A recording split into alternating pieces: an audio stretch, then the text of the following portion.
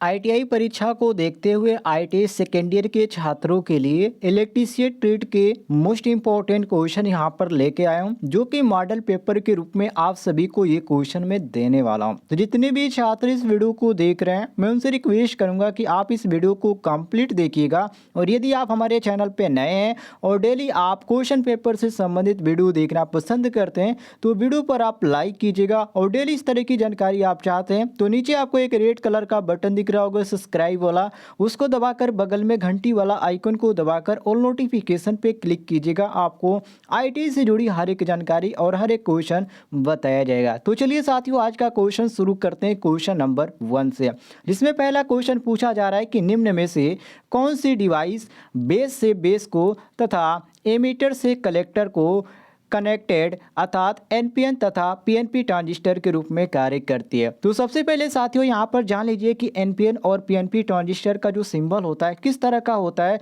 यदि आप इसका सिंबल देख पाएंगे तो कैसे आप इसको पहचान पाएंगे। तो साथियों देखिए, ये जो आपका बनता है एनपीएन और पीएनपी का कुछ इस प्रकार का बनता है। सबसे पहले यहाँ पर बात करते हैं एनपीएन का।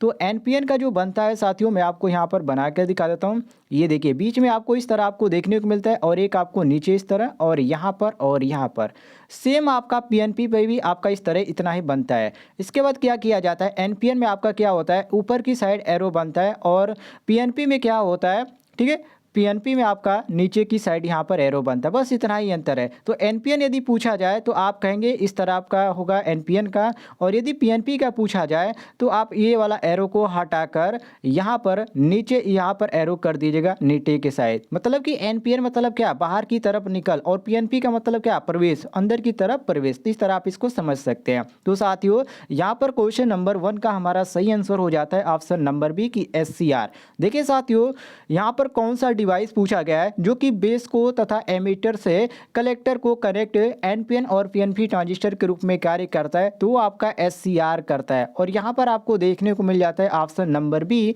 क्वेश्चन के अनुसार करेक्ट आंसर। आगे बढ़ते हैं हम क्वेश्चन नंबर 2 पे, जिसमें क्वेश्चन नंबर 2 में पूछा जा रहा है यहाँ पर साथियों की एलईडी निम्न में से किसका संक्षिप्त रूप है। एलईडी का पूरा नाम आप सभी को मालूम होगा, लाइट इमिटिंग डायोड होता है। और इसका संक्षिप्त रूप मतलब कि शॉर्टकट नाम यहाँ पर जो दिया गया, इसका पूरा नाम पूछा जा रहा है। तो यहाँ पर सबसे पहले यहाँ पर दिया गया लाइट इमिटिंग डायोड, जो कि ऑप्शन नंबर ए ही बिल्कुल सही है। तो जितने भी छात्रों को लग रहा होगा लाइट इमिटिंग डायोड, ठीक है, लेकिन यहाँ पर आपको बी ऑप्शन भी कंफ्यूजन कर सकता है, तो आप बी ऑप्शन बिल्कुल करेक्ट नहीं है। लाइट इमिटिंग डिवाइस यहाँ पर दिए गए, लेकिन इसका सही हो जाता है लाइट इमिटिंग डायोड। यहाँ पर आपका सही हो जाता है ऑप्शन नंबर ए बिल्कुल करेक्ट आंसर।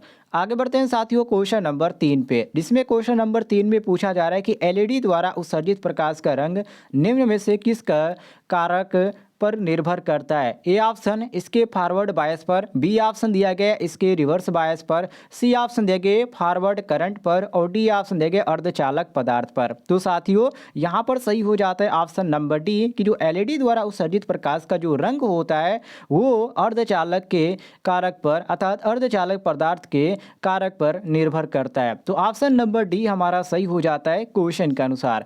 आगे बढ़ते हैं क्वेश्चन नंबर 4 पे, जिसमें साथियों क्वेश्चन नंबर 4 में पूछा जा रहा है कि जेनर डायोड निम्न में के सिद्धांत पर आधारित है। जो जेनर डायोड होता है साथियों, वो किस सिद्धांत पे आधारित होते हैं। ए ऑप्शन दिया गया तापनिक उत्सर्जन पे, बी ऑप्शन दिया गया जंक्शन के आर पार चार्ज कैरियर के टनलिंग पर, और सी ऑप्शन दिया गया जंक्शन के आर पार चार्ज कैरियर्स के डिफ्यूजन पर, या डी ऑप्शन देंगे इनमें से कोई नहीं। तो साथियों यहाँ पर सही हो जाता है ऑप्शन नंबर बी कि जंक्शन के आर पार चार कैरियर्स के टनलिंग पर ये आपका निर्भर करता है। ध्यान रखिएगा, मोस्ट इंपॉर्टेंट क्वेश्चन है आपका। तो यहाँ पर आपका सही हो जाता है ऑप्शन नंबर बी बिल्कुल करेक्ट आंसर, जंक्शन के आर पार चार्ज कैरियर्स के टनलिंग पर। तो बी ऑप्शन हमारा सही हो जाता है। आगे बढ़ते हैं क्वेश्चन नंबर 5 पे। ये भी आपका मोस्ट इंपॉर्टेंट क्वेश्चन है और कई बार तो ये परीक्षाओं में पूछा भी गया है, जिसमें कहा जा रहा है कि जीना डायोड, मतलब यहाँ पर आपको केवल दे दिया गया जीना डायोड, लेकिन जब तक इसका ऑप्शन आप पढ़ेंगे नहीं तब तक आपको समझ में नहीं आएगा कि आखिर ये पूछ क्या रहा है।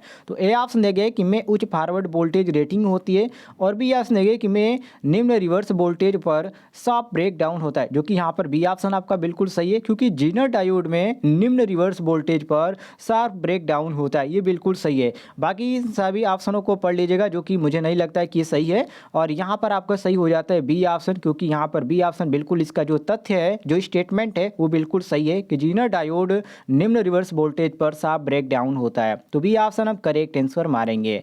आगे बढ़ते हैं क्वेश्चन नंबर 6 पे, जिसमें साथियों क्वेश्चन नंबर 6 में पूछा जा रहा है कि डोप्ड सेमीकंडक्टर कहलाता है। ए ऑप्शन इम्प्योर अर्थात अशुद्ध सेमीकंडक्टर, बी ऑप्शन देंगे डाइपोल सेमीकंडक्टर, सी ऑप्शन देंगे एक्सट्रिंसिक सेमीकंडक्टर, और डी ऑप्शन देंगे बाइपोलर सेमीकंडक्टर। तो साथियों यहाँ पर सही हो जाता है option number C, extrinsic semiconductor. C option हम क्वेश्चन के अनुसार बिल्कुल करेक्ट आंसर मारेंगे।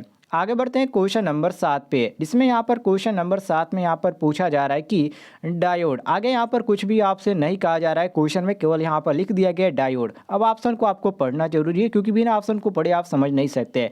तो देखिए डायोड के आगे यहाँ पर दिया गया है कि सेमीकंडक्टर डिवाइस का सरलतम रूप है, जो कि बिल्कुल यहाँ पर सही है। जो सेमीकंडक्टर है उसका डिवाइस का जो सरलतम रूप है वो डायोड है, ये बिल्कुल सही हो जाता है।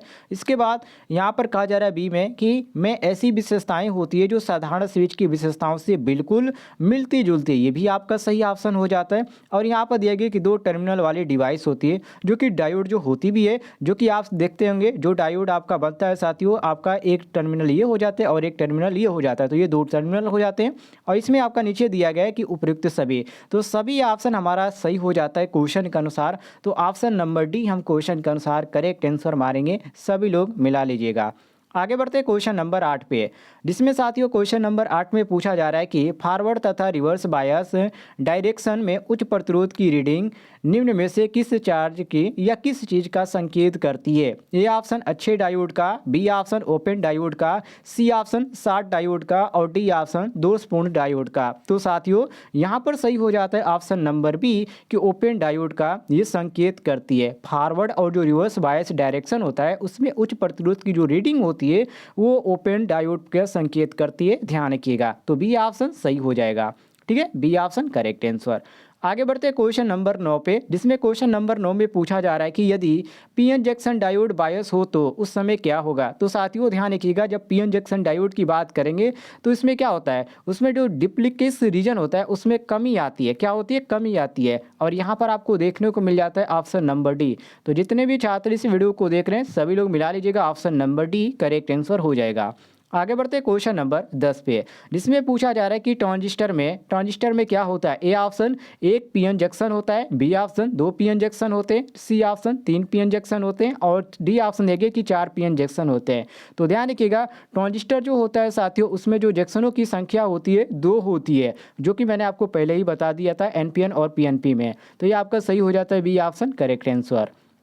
आगे बढ़ते हैं क्वेश्चन नंबर 11 पे, जिसमें साथियों क्वेश्चन नंबर 11 में पूछा जा रहा है कि ट्रांजिस्टर में यहाँ पर डिप्लेक्स लेयर की संख्या निम्न होती है, 4 होती है या 3 होती है या 1 होती है या 2 होती है। तो ट्रांजिस्टर में साथियों जो डिप्लेक्स लेयर की जो संख्या होती है ध्यान रखिएगा वो केवल 2 होती है। तो यहाँ पर आपका सही हो जाता है डी ऑप्शन क्वेश्चन के अनुसार करेक्ट आंसर। आगे बढ़ते क्वेश्चन नंबर 12 पे, जिसमें साथियों क्वेश्चन नंबर 12 में कहा जा रहा है कि ट्रांजिस्टर के बेस पर खाली स्थान यहाँ पर दिया गया है, और आगे कहा जा रहा है कि बर्निश लगी होती है। मतलब कि ट्रांजिस्टर के बेस पर कौन सी बर्निश लगी होती है। ए ऑप्शन बहुत ही अधिक, या न बहुत अधिक, न बहुत कम, या मामूली, या इनमें से कोई नहीं। तो बर्निश की बात किया जाए तो थोड़ी बहुत यहाँ पर कह सकते हैं, तो यहाँ पर मामूली हम कह सकते हैं कि मामूली बहुत ही थोड़ा बहुत। तो ये आपका थोड़ी सी समझने लायक क्वेश्चन है, तो यहाँ पर हम मारेंगे सी ऑप्शन क्वेश्चन के अनुसार करेक्ट आंसर। आगे बढ़ते क्वेश्चन नंबर 13 पे, जिसमें क्वेश्चन नंबर 13 में कहा जा रहा है कि एससीआर खाली स्थान यहाँ पर है स्विच होता है। मतलब एक जो एससीआर होता है वो किस प्रकार का स्विच होता है।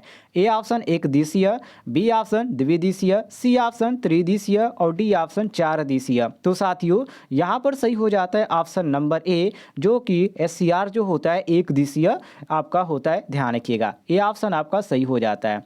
क्वेश्चन नंबर 14 पे आते हैं, जिसमें पूछा जा रहा है कि एससीआर में 3 टर्मिनल होते हैं, वो 3 टर्मिनल कौन कौन से होते हैं? तो देखिए इसमें जो होता है 3 टर्मिनल उसको साथियों बोला जाता है कैथोड, एनोड और गेट। क्या बोला जाता है? कैथोड, एनोड और गेट बोला जाता है, जो कि क्रम से है। और यहाँ पर आपको देखने को मिल जाता है ऑप्शन नंबर ए बिल्कुल करेक्ट आंसर मिला लीजिएगा। आगे बढ़ते हैं साथियों क्वेश्चन नंबर 15 पे, जिसमें क्वेश्चन नंबर 15 में कहा जा रहा है कि SCR खालिस्तान का बना होता है। जो SCR होता है वो किस पदार्थ का बना होता है? जर्मेनियम का या सिलिकॉन का या कार्बन का या डी ऑप्शन देंगे इनमें से कोई नहीं। तो भाई ये किसी न किसी यहाँ पर पदार्थ का तो बना जरूर होगा। ये बना होता है सिलिकॉन का। SCR किस चीज़ का बना होता है? तो सिलिकॉन का बना होता है, नोट कर लीजिएगा। तो यहाँ पर सही हो जाता है बी ऑप्शन क्वेश्चन के अनुसार करेक्ट आंसर। आगे बढ़ते हैं क्वेश्चन नंबर 16 पे, जिसमें साथियों पूछा जा रहा है कि यूजेटी में पी टाइप एमीटर खालिस्तान है। मतलब पी टाइप जो एमीटर होते हैं वो किस प्रकार लगी होती है या उसमें होते हैं? जैसे कि ए ऑप्शन यहाँ पर दिया गया है कि मामूली वार्निश लगी होती है, बी ऑप्शन देंगे कि अत्यधिक वार्निश लगी होती है, सी ऑप्शन देंगे न तो बहुत अधिक वार्निश लगी होती है न बहुत कम, या डी ऑप्शन देंगे इनमें से कोई नहीं। तो साथियों इसमें तो लगा जरूर होता है, लेकिन ध्यान रखिएगा अत्यधिक वार्निश इस पर लगी जाती है यूजेटी के पी टाइप एमीटर पे, सबसे अधिक इसमें लगी होती है। तो ऑप्शन नंबर बी हमारा सही हो जाता है, क्वेश्चन के अनुसार मिला लीजिएगा। आगे बढ़ते हैं क्वेश्चन नंबर 17 पे, जिसमें क्वेश्चन नंबर 17 में कहा जा रहा है कि फ्यूज का मुख्य कार्य क्या है। साथियों फ्यूज का नाम आपने सुना होगा, वैसे तो फ्यूज कई प्रकार के होते हैं, कुछ मैं आपको नाम बता देता हूँ। किट कैट फ्यूज होता है, उसके बाद यहाँ पर आपका और भी बहुत सारे फ्यूज होते हैं जो कि इसमें ज़्यादातर प्रयोग किए जाते हैं। अब यहाँ पर देखिए जो आपका दिया गया कि फ्यूज का मुख्य कार्य क्या होता है, तो फ्यूज का मुख्य कार्य क्या होता है साथियों?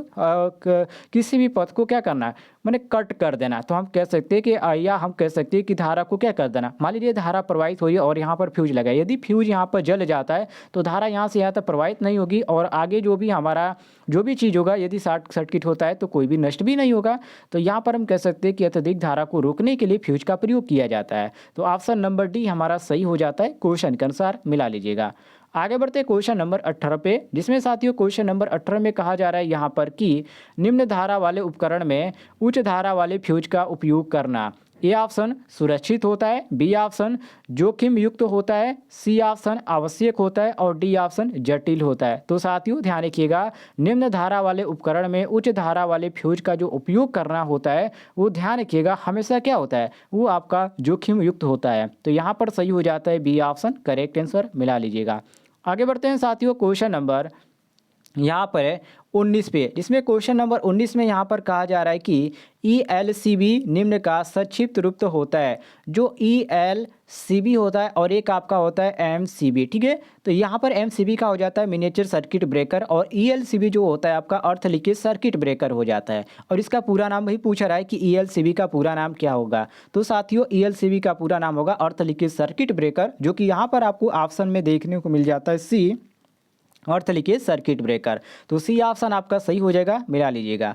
आगे बढ़ते क्वेश्चन नंबर 20 पे, जिसमें साथियों पूछा जा रहा है कि सोल्डर निम्न की मिश्र धातु होती है। सोल्डर जो होता है वो किन किन धातुओं से मिलकर बना होता है? टीन तथा लेड का, या निकल कापर तथा जिंक का, या सिल्वर कापर तथा लेड का, या कापर तथा एल्युमिनियम का। तो साथियों ध्यान रखिएगा यहाँ पर आपका सही हो जाता है ए ऑप्शन टीन तथा लेड का। सोल्डर किस मिश्र धातु का बना होता है? टीन और लेड का। उम्मीद है आपको जानकारी पसंद आई होगी। पसंद आई तो वीडियो पर लाइक कीजिएगा और चैनल पर यदि आप नए होंगे तो चैनल को भी सब्सक्राइब कर दीजिएगा। ITI से जुड़ी आपको जानकारी मिलती रहेगी।